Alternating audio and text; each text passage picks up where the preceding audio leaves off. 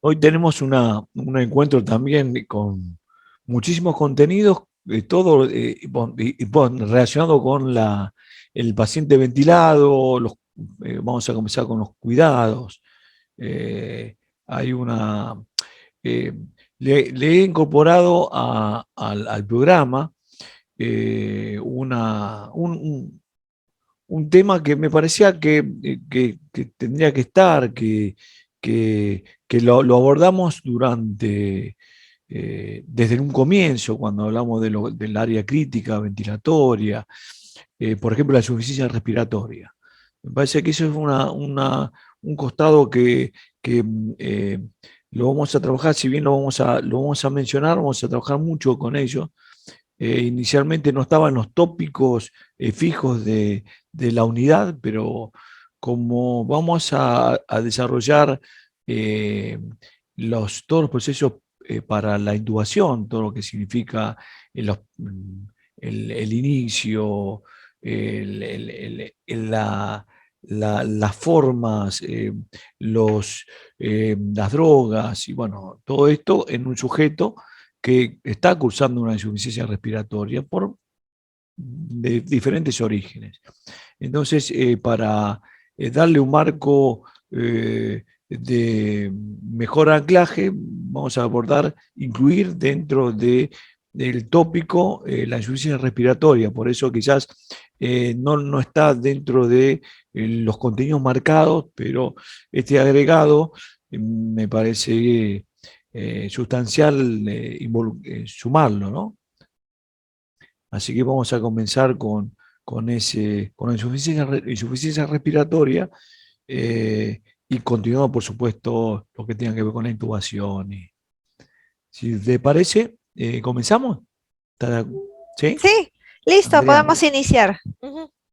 Bueno, fantástico. Bueno, buenas tardes a todos. Gracias, Andrea, a toda la gente de Asís, la familia Asís, que está, los no visibles, ¿no? Que hacen que esto sea posible. Bueno, vamos a... Y a todos ustedes, ¿no? Que son, me estaba olvidando, miren, los participantes, increíble, increíble. Bueno, agradecido, yo creo como siempre, han elegido un programa por demás interesante y pretendemos llevarlo con toda la rigurosidad, ¿no? Que corresponde. Bien, en esta unidad 3 vamos a hablar de habilidades teóricas orientadas a la práctica profesional del paciente ventilado, la insuficiencia respiratoria dentro del marco de este tipo de pacientes. Cuando uno habla de insuficiencia respiratoria, o cuando uno habla de asincronías, que lo que, que vamos a ir desarrollando en, en diferentes momentos ventilatorios, eh, cuando hablamos de insuficiencia, independientemente de los títulos que le demos, tiene que ver con la oferta y la demanda, un desequilibrio en la oferta y la demanda. O sea, alguien demanda algo que no es posible o está reducido. Bueno, hablemos de todo, insuficiencia cardíaca, hepática, renal, eh, tiene que ver justamente con cambios o desequilibrios entre la demanda y la oferta que tiene en este caso el pulmón y corazón para responder a esa demanda metabólica, ese incremento metabólico el necesario para sostener una ventilación o sostener la oxigenación tisular de las células del cuerpo. Esto solamente aquí hace referencia, esto lo van a trabajar en el día miércoles 25 de mayo, en esa jornada con el licenciado Nazareno. Van a abordar todo lo que tiene que ver con estado de ácido base, ejercicios, y aquí solamente para introducir lo que es la insuficiencia respiratoria. Aquí en azul tenemos el AGA, o sea, la presión arterial de oxígeno arterial entre 80 y 100 milímetros de mercurio. Recordemos siempre que cuando hablamos de las presiones parciales, el gas que está disuelto en el plasma y que genera, en el gas disuelto genera esa presión en las paredes del capilar, por ejemplo. Valor normal de 80 a 100 milímetros de mercurio a nivel del mar, la presión venosa 30 a 40, la presión de CO2 35 a 45 milímetros de mercurio, la presión de la arterial, ¿no? Estamos hablando de 35 a 45, y la venosa más ácido, entre 40 y 50, el pH entre 7,35 y 7,45, el arterial, y el venoso un poco más ácido, 7,30 a 7,40. Ahora, con respecto a las los micrófonos, por favor, ahí hay un micrófono que. Bien, gracias. Por ejemplo, tenemos la definición para decir, bueno, si el paciente está hipóxico, independientemente de lo que es la saturación, hablamos de una hipoxemia leve cuando está dentro de un parámetro entre 60 y 70 milímetros de mercurio, la presión parcial de oxígeno. Siempre cuando hablamos de hipoxemia, estamos hablando no de saturación, sino de presión parcial de oxígeno en sangre arterial. En este caso está levemente reducida. También hay que considerar, eh, independientemente de, como yo siempre ya le he comentado, a la medida que uno asciende, la presión parcial del oxígeno desciende y hay mecanismos compensadores que hacen que uno pueda convivir con una presión menor de oxígeno. ¿Cuáles son los mecanismos compensadores? Y bueno, incremento de glóbulos rojos, la poliglobulia, ensanchamiento del tórax, vemos que las costillas están más horizontalizadas para generar mayor expansión del pulmón.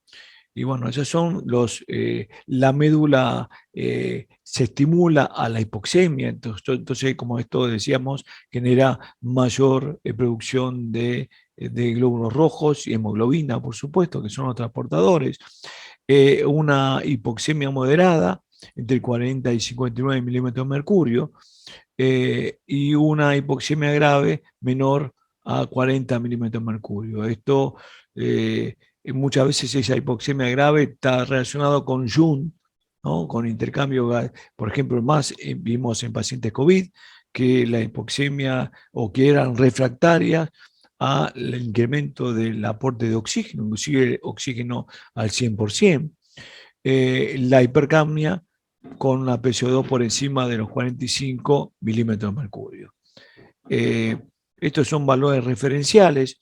Recuerden que en los laboratorios, los que a diferentes alturas hacen una tabla de conversión y dan los valores siempre como referente, como si fuese al nivel del mar. Por ejemplo, en Lima, ¿no? A la altura de la playa, ¿no? Por decir, cuando uno habla a nivel del mar, es justamente a nivel del mar. No importa dónde sea, pero siempre a la orilla, ¿no?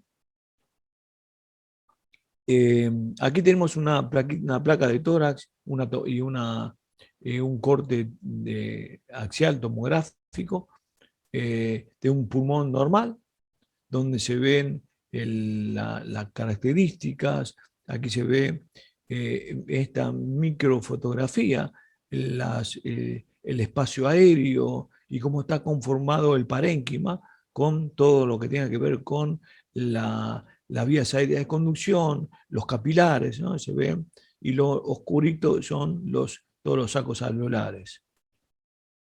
A diferencia, si uno observa, por ejemplo, en una enfisema, no puede notar estas diferencias, aquí se ve como bullas. Si uno ve la anterior, vean, se puede observar esto bien oscuro, vean esta microfotografía, y es la característica del tórax. En el tórax, por supuesto, se puede observar el diafragma, la cúpula, los senos costodiafragmáticos. Aquí hay un poco de aire, lo que tiene que ver con el estómago, ¿no? ¿Sí? Se ven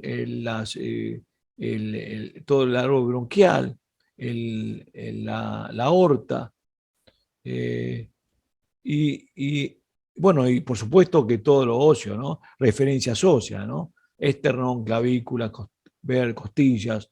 Esto, esto eh, no hacemos más referencia, pero noten este paciente que es un enfisema.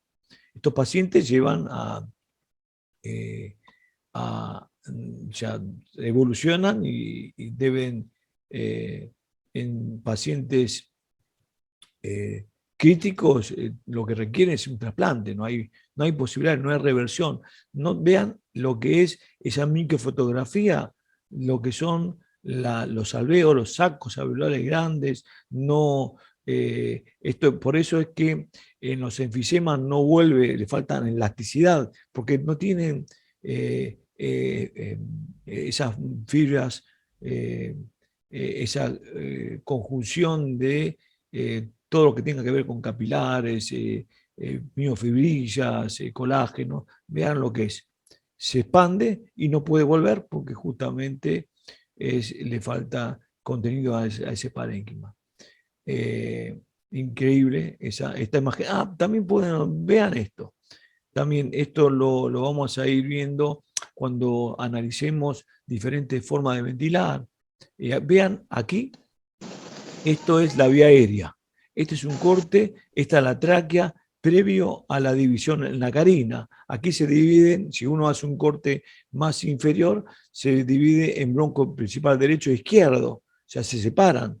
Aquí se están dividiendo, sale de lo que es, ahora vamos a ver algunas imágenes también de tomografía, pero aquí se va dividiendo, está justamente en la carina. Si uno profundiza, más se va el tubo, si tuviese el tubo endotraqueal, se iría hacia un bronquio. Vean este espacio que está por detrás de la tráquea, eso es el esófago. Imagínense cuando uno insufla un balón, muchas veces la sonda nasogástrica no pasa. ¿Por qué? Porque ese esófago no tiene cuerpo cartilaginoso, sino que se colapsa y dificulta el pasaje de la sonda, por supuesto, la sonda nasogástrica. Aquí, en este espacio, se coloca el balón esofágico justamente para poder medir la presión del esófago, que es un sucedáneo de la presión pleural, por íntimo contacto que tiene con la pleura. Después vamos a trabajar sobre eso. Aquí tenemos otra placa, en este caso una placa de tórax. Vean, se puede apreciar que no está areada, esto de un síndrome respiratorio, parece que estuviese como algodonada, ¿no? Y bueno, parece que sea homogéneo, algo homogéneo, pero totalmente heterogéneo. Tenemos zonas ventiladas y otras nada de ventilación. Esta es una placa característica de un síndrome respiratorio.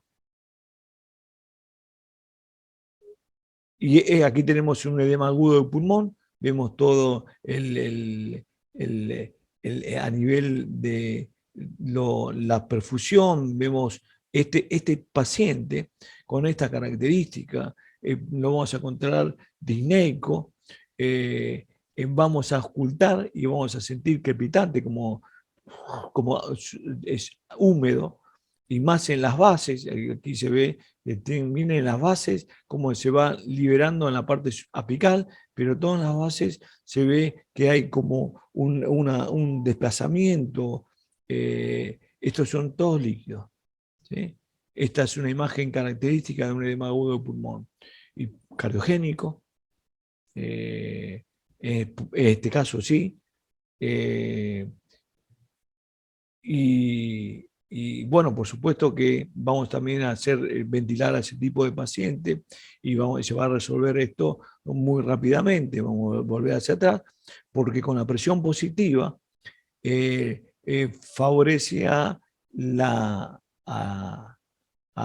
vaciado del alvéolo, favorece a que con la PIP también evita que una vez que está instalado, uno siempre hago el mismo ejemplo, si uno pone un vaso y lo vuelca vacío, ¿no? Y lo vuelca sobre una tina, sobre pileta, sobre una bañera, va a encontrar que, o se va a dar cuenta que el agua no ingresa al vaso. ¿Por qué? Porque el vaso tiene aire, y ese aire, cuando uno lo vierte y lo pone de manera perpendicular a la fuente de agua, el agua no ingresa al vaso. ¿Por qué? Porque el aire ocupa un espacio. Entonces, la presión positiva que ejerce el ventilador en todos los ventiladores que los que trabajamos ya en esta etapa del milenio, ¿no? A presión positiva. La presión favorece al barrido del líquido alveolar, y la PIP evita que retorne. De esa manera, los líquidos pasan al espacio intersticial entre los alvéolos, y con el agregado de un cardiotónico o un diurético favorece se restablece rápidamente ese edema agudo de pulmón, muy rápidamente. Y la presión positiva también favorece a que el corazón, como está, esto ya lo hemos visto, esa presión positiva lo que genera es como un soporte a los ventrículos para favorecer a la contracción, y cuando mejor se contrae, mejor se vacía, y esto genera justamente una reducción en la resistencia y un mejor vaciamiento de todos estos líquidos. Bueno, aquí lo más temido, el neumotórax. O sea, aquí se ve claramente, esto una imagen que ya hemos visto, ¿sí? Desplazado el pulmón hacia la derecha. Aquí, por supuesto, en el neumotórax no va a haber sonidos en este caso, adventicios. El intercambiador de gases, por ejemplo, la reacción BQ, puede ser que esa insuficiencia respiratoria esté relacionada, que esté cursando con una hipoxia más normocapnia. O sea, ¿qué significa? Que en este caso, que solamente en la gasometría nos vamos a encontrar con que la presión parcial de oxígeno esté por debajo de 60 o debajo de 80, dijimos 70 leve, ¿no? Bien, y que esté con normocapnia, que no esté hipercámnico. Tenemos que también considerar que la presión parcial de oxígeno, independientemente de las alturas y de que esté sujeto sano, en la medida que uno avanza con la edad, la presión parcial de oxígeno desciende, no así la presión del CO2. Normalmente una persona de adulto mayor tiene menor presión parcial de oxígeno, pero hay una caída en cuanto a la oxigenación, pero no de la producción de dióxido de carbono. O sea que tenemos en este caso, con la relación BQ, podría ser que el paciente, o sea, con la relación ventilación-perfusión, esa insuficiencia respiratoria sea hipóxica, pero sea con normocapnia, o sea, IRA, insuficiencia respiratoria aguda, tipo 1, donde solamente involucra el oxígeno, la caída de esa presión parcial de oxígeno. La tipo 2, IRA tipo 2, involucra, en este caso, tanto son pacientes hipoxémicos e hipercámnicos. Y también, por supuesto, que con la alteración de pH, ¿no? Esto va a ir de la mano, estos cambios de la BQ va de la mano también con cambios en el pH. Causas extrapulmonares de la insuficiencia respiratoria, edema agudo de pulmón cardiogénico, neumotórax, derrame pleural, incremento de presión intraabdominal, sepsis, como causas extrapulmonares. O sea que van a encontrar o va a suceder o va a cursar con hipoxia o hipercapnia, tipo IRA 1 o IRA 2, con alteración en el pH, con situaciones que no tengan que ver exclusivamente con el propio pulmón, sino con externo, que sí se involucra, que lo involucra, y con ya otras causas intrapulmonares o propio del parénquima, como el síndrome respiratorio, la aspiración, el EPOC, neumonía, atelectasia, tromboembolismo pulmonar. O sea, como vemos que la insuficiencia respiratoria puede tener varios orígenes. Por supuesto, de aquí abajo, bueno, la contusión pulmonar, que no la estaba viendo, no me olvidé de comentárselo. O sea, por traumatismo, ¿sí? Sangrado. ¿Sí? Esto causa también esto que le comentaba, la insuficiencia respiratoria. Pero también puede ocurrir que la insuficiencia respiratoria tenga como causa la bomba muscular, o sea, los músculos. Y dentro de ellos, por ejemplo, también, no solamente los músculos propiamente dichos, sino también la caja torácica, por ejemplo, debe tener la integridad. Esto hablamos de que estén que esté las costillas sanas, que se expandan con sus cartílagos, que tengan simetría. Vamos a ver una caja, una imagen, un par de imágenes de paciente con cifoescoliosis, y vamos a ver cómo impacta en la ventilación ese tipo de pacientes cursando esa enfermedad, que tengan su elasticidad. O sea que, porque los músculos se apoyan sobre una caja torácica, pero esta tiene que ser íntegra. Por ejemplo, hemos visto o se pueden apreciar en sujetos que tienen fracturas múltiples, y las fracturas múltiples ocasionan lo que se llama bolé, y si yo tengo unas costillas que no se expanden porque está fracturada, imagínense que la caja torácica está en la proximidad de la parte interna, tienen la pleura parietal, ¿verdad? Y cuando se expande el tórax, la pleura parietal es llevada hacia afuera, se expande conjuntamente con la caja torácica. Y la pleura parietal tracciona a la pleura visceral, y la pleura visceral al pulmón. Ahora, si yo tengo un pulmón, una caja torácica que no tracciona, ese pulmón donde tengo esa lesión, esas costillas que no tracciona, por supuesto no tracciona a las pleuras, por lo tanto esa zona no va a ventilar, no se va a producir esa presión transpulmonar positiva, no va a ventilar, y claramente va a ocasionar un descenso en la oxigenación, independientemente del dolor y todo lo demás.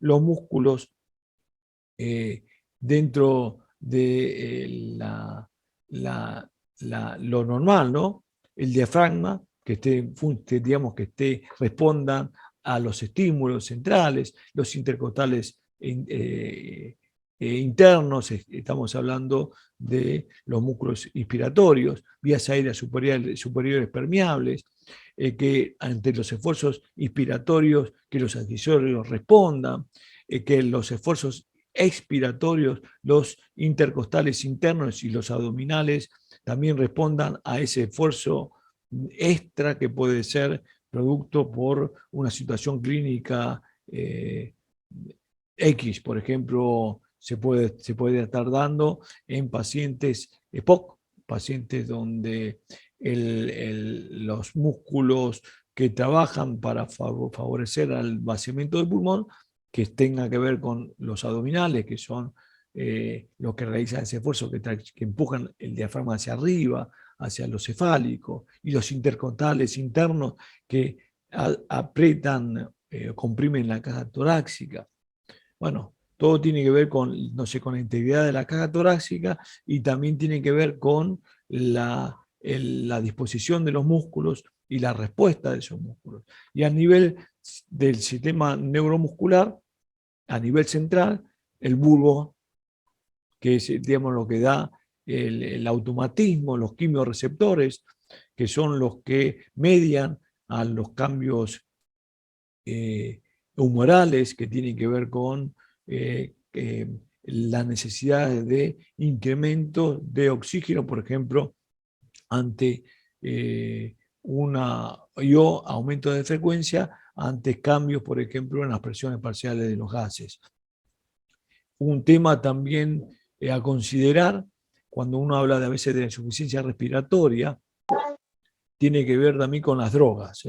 Hay drogas que deprimen el sistema nervioso central y con ello el estímulo autónomo respiratorio, y esto hace que disminuyan la frecuencia respiratoria y con esto el incremento de la PCO2, la hipoxia, y bueno, ahí entramos en la insuficiencia renal tipo 2, hipercápnica y hipoxémica, y en este caso relacionado con los pacientes que estén cursando con una intoxicación, habría que ver cuál es la causa de las drogas que llevan a que el paciente no pueda sostener una respiración espontánea, no solamente en cuanto a la producción de esa propia respiración, sino en cuanto a la frecuencia y la profundidad. Porque no solamente la frecuencia es importante, sino cuánto mueve, qué volumen está moviendo en cada respiración. Aquí puede ver una cifoescoliosis impresionante, ¿sí? Y aquí podemos ver también otra de frente, claramente eh, y aquí se ve, ¿no? Más claro la disposición de las vértebras. Aquí están horizontalizadas y aquí más verticalizadas. Esto tiene que ver justamente con la conformación de esa caja torácica, que lo que hace es que extracción en una zona de menor o desplazado, hace que tracciones menos y que ventilen menos todavía. O sea que los músculos, más allá de que en estos casos todo se va acomodando, porque esto no es algo agudo, sino es algo crónico, independientemente de ello, para que generen una contracción ideal, el músculo se contrae de manera ideal cuando su longitud, de acuerdo a su constitución, ¿no? De la característica del músculo, cuando su longitud es ideal con respecto a dónde se inserta. A ver, si yo tengo un músculo que es largo y los espacios son reducidos, no tiene fuerza de contracción, ¿no? Porque necesita que los puntos de anclaje estén más distantes. Entonces, en esa zona de la cifoescoliosis, por ejemplo, aquí, que está tan desplazado, esa zona va a ventilar pobremente, justamente porque hay reducción en la tracción muscular, ¿no? Bueno, y dentro de lo que es la valoración, la disnea es un patrón que está presente en una insuficiencia respiratoria. Nosotros hemos visto que eh, eh, muchas veces en los pacientes, inclusive en los pacientes que han venido, pacientes COVID, que estaban cursando una con una tomografía y tomografías increíbles, que uno diría, este paciente está desaturando, este paciente tendría que estar con una gran disnea, y sin embargo notábamos, lo que más se notaba era un incremento en la profundidad de la ventilación, eh, y quizás un incremento de la frecuencia, pero no tan mayúsculo como podría ser si uno lo relacionaría con las tomografías que veíamos. La disnea está en la insuficiencia respiratoria, claro, y tiene que ver con esa falta de aire de lo subjetivo, ¿no? Muchas veces hay disnea, distintos tipos de disnea. Las más críticas son las que aparecen, las que están instaladas sin esfuerzo, porque existen diferentes escalas de disnea, de grado 1 a 4, y tiene que ver de cuándo aparecen, ¿no? Si aparecen sin hacer esfuerzo y la tenemos continuamente, estamos hablando de grado 4. Si aparece realizando un esfuerzo, si ese esfuerzo es mínimo, bueno, tiene que estar viendo cuándo comienza, si es persistente, como para poder englobar si es de 1, 2, 3, si está relacionada con un esfuerzo y calma, si es el esfuerzo físico ante una carrera, ante un ejercicio. Bueno, la disnea en la insuficiencia respiratoria está presente, la taquipnea también. eh, una, una taquipnea, estamos hablando de frecuencias respiratorias sostenidas, elevadas, más allá de las 25 respiraciones por minuto, ¿sí? Sostenida en el tiempo, porque no estamos hablando de sostenida al menos de 3 a 5 minutos. Si uno si aumenta la frecuencia respiratoria porque subió una escalera, subió al segundo piso, bueno, puede ser que se presente una taquipnea en sujetos que estén con cierta dificultad, pero esta taquipnea tiene que desaparecer en reposo. El uso de los músculos accesorios, esto se tiene que valorar y va a generar una mirada muy atenta en el paciente porque los músculos accesorios consumen el poco oxígeno que pueda tener el paciente. El incremento del uso de músculos también requiere en realidad consume mayor cantidad de oxígeno. El 5% y un poco menos de la oferta de oxígeno en un sujeto sin que esté padeciendo ninguna enfermedad, se lo llevan los músculos respiratorios, o sea, puntualmente el diafragma. Ahora, cuando un paciente poliméico, un paciente con utilización de los músculos accesorios en estado crítico, puede llegar hasta el 45 al 50% del oxígeno que produce el paciente, se lo está llevando los músculos respiratorios para sostener una ventilación totalmente insuficiente, ¿no? Que va potenciando, por supuesto, a la criticidad. Disminución de los ruidos agregados es parte de la valoración.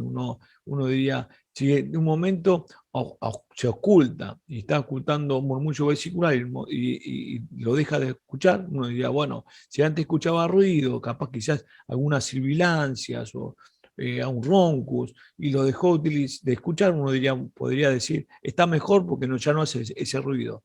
Pero también puede ser que no esté ventilando esa zona, que antes ventilaba y ya dejó de ventilar. O sea que no es una mejoría, sino es al contrario, está empeorando el paciente. La respiración paradojal, otra respiración que tiene que ver con la contracción, o sea, el desbalance. Cuando uno expira, normalmente lo que hace es expandir el tórax, pero y el diafragma, descender el diafragma. Pero en una respiración paradojal, en la inspiración, el diafragma se profundiza y o sea, va realizando una expansión del tórax y una contracción para una contracción del abdomen. Van realizando una respiración como alternante, ¿no? De lo que es el tórax y el abdomen. Ese tipo de respiración hay un micrófono abierto, ese tipo de respiración genera una gran, digamos, marca una gran criticidad y con un posible colapso respiratorio, con una posible parada respiratoria, porque son signos claves de reducción en la ventilación, ¿no? Estamos hablando de ya un paciente muy crítico. Ver a un paciente con una respiración paradojal, esto que yo, respiración alternante, tórax y abdomen, es un paciente que no hay que esperar, no hay que demorarse, porque este paciente se para, te puede tener una parada respiratoria, y después le seguirá lo cardíaco, pero después podemos llegar a estar cursando el paciente, digamos, una emergencia, y de otra forma podríamos trabajarlo con una manera con mayor seguridad, ¿no? Con mayor orden, mejor orden. Signos de hover, estos signos de hover se dan más en los pacientes, o se da en los pacientes POC, en los pacientes que tienen dificultad, que atrapan el aire, les cuesta sacar, y cuando normalmente se ve cuando el diafragma está plano. Normalmente el diafragma tiene una cúpula, ¿verdad? Cuando el diafragma se pone plano, ¿y por qué se pone plano el diafragma? Porque está el paciente hiperinsuflado. Entonces, cuando el diafragma se aplana y en la inspiración, cuando se contrae el diafragma, tracciona las costillas en las cuales está incluido, que son las costillas inferiores, las flotantes, donde el diafragma también está insertado, ¿no? Y cuando se contrae, al tener el diafragma plano, en vez de expandirse el pulmón, el tórax, en esa zona se mete hacia adentro. Parece que se reduce el tamaño. O sea, en inspiración, en vez de expandirse, en la zona inferior se achica, se viene hacia adentro, se contrae como si estuviese sacando el aire en un momento de la inspiración. Y esto se da, esos signos hover, se da en sujetos, es un clásico, en otros sujetos no, de que están atrapando aire, en sujetos EPOC, por ejemplo. ¿Sí? Esto nos marca que el paciente también hay que apoyarlo, está atrapando, seguramente hay una frecuencia respiratoria elevada, esfuerzos inspiratorios. La tos débil también es a tener en cuenta, es otro de los signos que debemos tener en cuenta, que considerar si la tos es débil, es por qué puede ser. Y bueno, puede ser porque maneja poco volumen. Recuerden que tiene que coordinar los volúmenes que se toman con una cierre glótico y una expulsión, una apertura rápida, ¿no? Justamente para generar en esa coordinación, uno puede valorar, por ejemplo, los volúmenes de aire que toma, o sea, que expande bien el pulmón, inspira bien, hay una adecuada respuesta, hay una adecuada protección en la vía aérea, porque en el momento de la tos, primero para que se pueda generar presión, tiene que cerrar la parte glótica, y si cierra la parte glótica también protege la vía aérea, o sea que está también relacionado con la dilución. Entonces la tos es importantísima, la tos si es débil, es un patrón que nos va a marcar que puede haber un grado de dificultad con respecto a los volúmenes que maneja. Debilidad de los músculos inspiratorios y expiratorios, esto tiene que ver con quizás frecuencias respiratorias reducidas o incrementadas, pero con un escasísimo movimiento torácico. Esto tiene que ver justamente en esos patrones de la frecuencia respiratoria elevada, pero con pocos volúmenes. Eso claramente aquí ventilamos espacios muertos anatómicos y que no o se reduce claramente la oxigenación, ¿no? Y el fracaso respiratorio, como le comentaba anteriormente cuando vimos las alteraciones de la BQ, ¿sí? Y bueno, y los cambios en el sensorio es, es un resultado de las hipoxemias. Entonces, es dentro de todo lo que son las valoraciones y las ocultaciones y el uso de los músculos aquí, de los músculos accesorios. Aquí estoy mirando que habíamos puesto el tiraje, tiene que ver con el esfuerzo, puede ser sonoro, pero puede ser, se profundiza siempre la fosa supraclavicular, porque todos los músculos que están por encima, el esternocleidomastoideo, el trapecio, se contraen y profundizan ese espacio o ese hueco supraclavicular, ¿sí? y bueno, es uno de los signos muy claros y fáciles de identificar. Aquí vemos una cianosis distal, podemos notar la mano, ¿no?, de este paciente, ¿no? Crítico claramente. Y aquí también tenemos una cianosis perilabial. Esta se la considera central, ¿sí?, en este tipo de cianosis. Este paciente es un paciente crítico, bien crítico, ¿eh? Aunque esté con una cánula, está eh, eh, sujeto a complicaciones.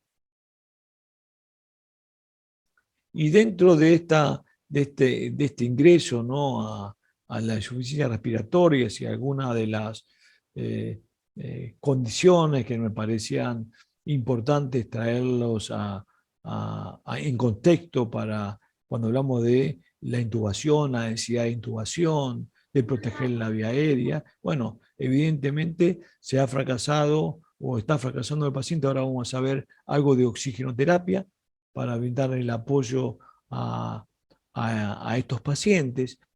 Y después sí vamos a habilitar o a instrumentar la vía aérea artificial. Y bueno, y ahí esto es una memoria que, que Einstein fue quien lo ha comentado en una de sus tantas genialidades. Dice que la mente es como, como un paraguas, solo funciona si se abre. Claramente, ¿quién no va a estar de acuerdo, no? Que la mente como un músculo, la mente como ponerse a trabajar, la mente como un espacio rico. José dice, muy bueno, profesor Claudio. Bueno, bien, me alegro que este costado inicial le sume.